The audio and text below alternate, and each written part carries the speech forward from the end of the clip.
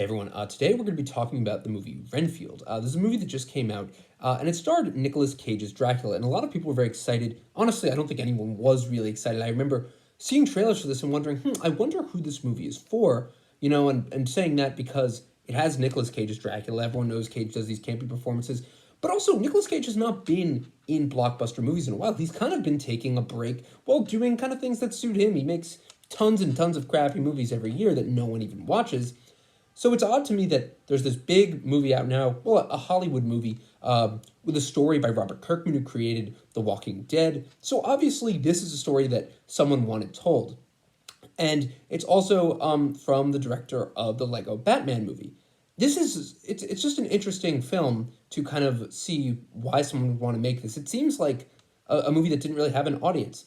And it wasn't really a good movie. So let's talk about that. I honestly was excited for Renfield when it came out. I was excited for a movie about Dracula. But then when I found out it was going to be about his servant, and I just saw the first trailer, I kind of knew this was not going to be good, and it really was not good.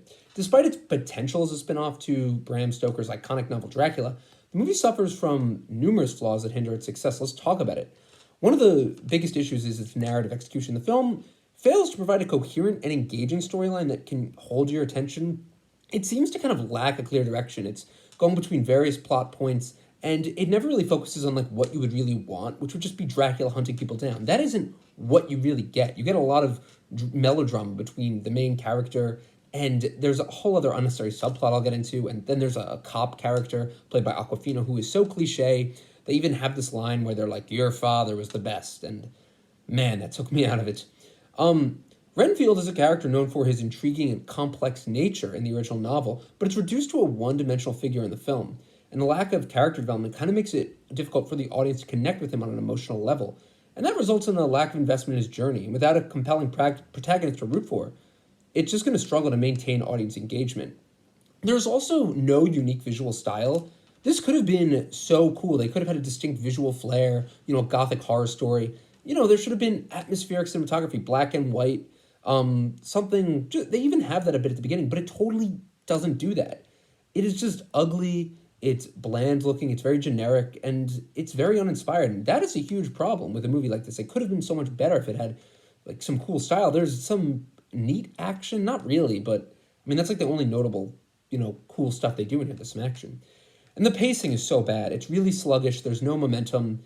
And one of the biggest problems I had with it is the fact that there is this unnecessary story featuring Ben Schwartz as Teddy Lobo. He is a mobster, and instead of focusing on Renfield's connection to Dracula or exploring his own dark journey, the movie introduces this whole unrelated subplot about mobsters who are trying to form an alliance with Dracula. And it feels so out of place, and it doesn't really contribute meaningfully to the film. And it kind of loses steam. So moreover, the inclusion of these tired cliches diminishes the quality of the film, and it's just disappointing they couldn't find a way to include Renfield into his own story in a way that was interesting. You really could have done it, could have given him a love interest who's a cop, could have had Dracula kidnap her and do some spin on that, but instead it's just so convoluted. And Nicolas Cage is barely even in this. He gets like a couple bits. They have some cool makeup they put on him to make him look like a decaying vampire, but everything else was just kind of meh.